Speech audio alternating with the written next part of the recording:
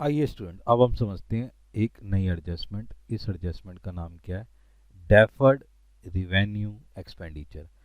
बेटे ये वो एक्सपेंडिचर होते हैं जो आप उसका बेनिफिट जो है लंबे समय तक लेते हैं, यानी 3-4 साल, 7 साल, 5 साल, इस तरीके से लंबे ईयर तक। मतलब जो आपने एक एक्सपेंस कर दिया, उस एक्सपेंस को आप क्या करते हैं, लंबे ईयर तक उसका यूज करते हैं। सर कैसे करते हैं? जैसे ना आपने कोई एडवर्टाइजमेंट करी, एडवर्टाइजमेंट के लिए आपने क्या करा, ठीक है ना, किसी के साथ कांटेक्ट करा, और कांटेक्ट करने के बाद उसको आपने क्या करा, 1 करोड़ रुपीस दे दिए। बट आप जो एडवर्टाइजमेंट है, उस एडवर्टाइजमेंट को कितने ईयर तक चलाओगे? 5 ईयर तक चलाओगे। तो मेरे बच्चे 1 करोड़ जो आपने एक्सपेंसेस करा है, ये 1 करोड़ जो है 5 साल तक चलता रहा ना, तो आप हर साल कुछ ना कुछ अमाउंट कम करेंगे। मतलब ये 1 करोड़ रुपए आपका एकदम से खर्चा कोई 1 साल का, तो ये 1 करोड़ तो 5 साल तक का खर्चा है। बात को समझ रहे हैं? तो यानी कि अगर आप देखेंगे तो 20 लाख रुपीज ही तो 1 साल में खर्च हुआ। तो इस तरीके के जो एक्सपेंडिचर होते हैं, जो लॉन्ग रन चलते हैं, उसे क्या क्या कहते हैं? Deferred revenue expenditure. बात समझ रहे हैं ध्यान से? इसके बारे में एक चीज लिखते हैं, लिखिए बेटे, देखिए, there are certain expenditure which are revenue in nature, but the benefit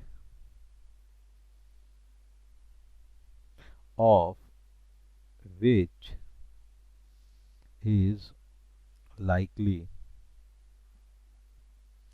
to be derived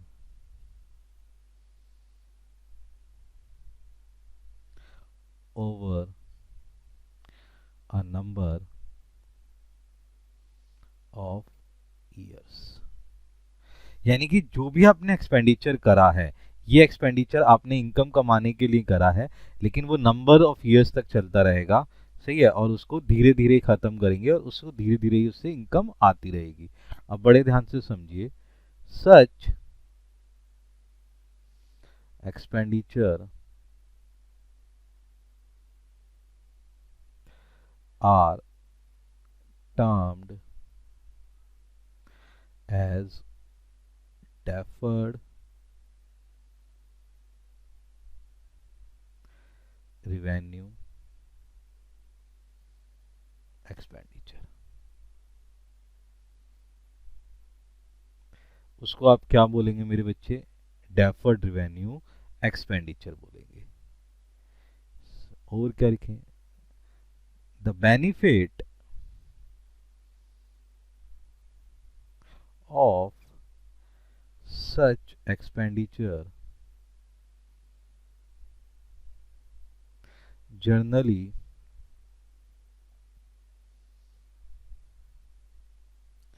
lasts between 3 to 7 years।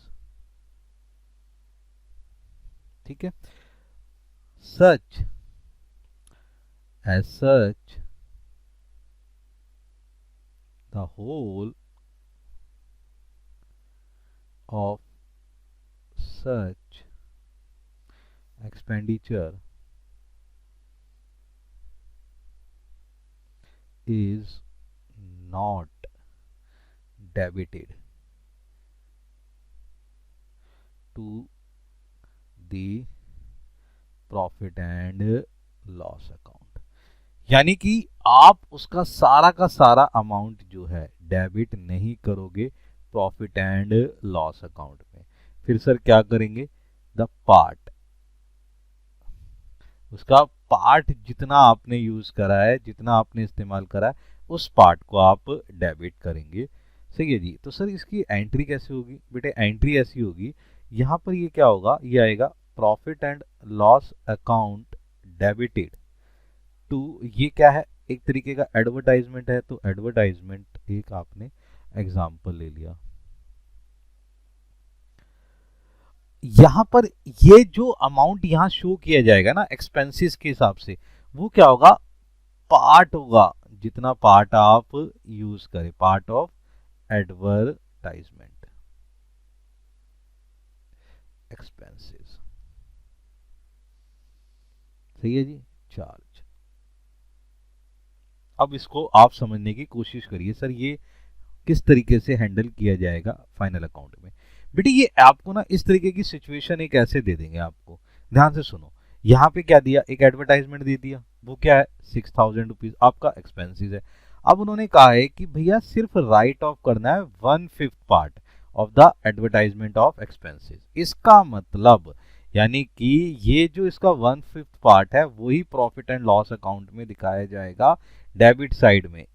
आप पूरा का पूरा 6000 रुपये जो है वो इस्तेमाल नहीं कर रहे हो, उसका 1/5 पार्ट कर रहे हो। इसका मतलब 6000 का अगर आप 1/5 पार्ट निकालते हैं तो ये कितना आ गया आपका, सही है जी 1200। तो यानी कि आप इसका 1200 ही यूज कर रहे हैं।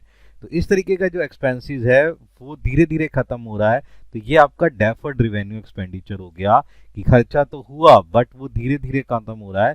इस तरीके के एक्सपेंसेस आपके पास यहाँ आ गए। तो अब ये कितना आ गया आपका 1200 रुपीज, ये आपका रिवेन्यू एक्सपेंडिचर बन गया।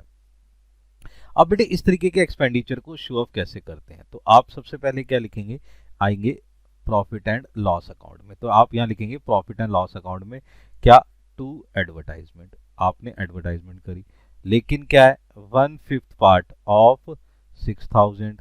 तो 6000 का ही तो करा, तो आपका खर्चा क्या हुआ इस साल, सर ओनली 1200। तो आपका जो एक्सपेंसेस हुआ, जो आपका खर्चा हुआ वो कितना हुआ 1200 रुपीज हुआ। बात को समझ रहे हैं इस तरीके से।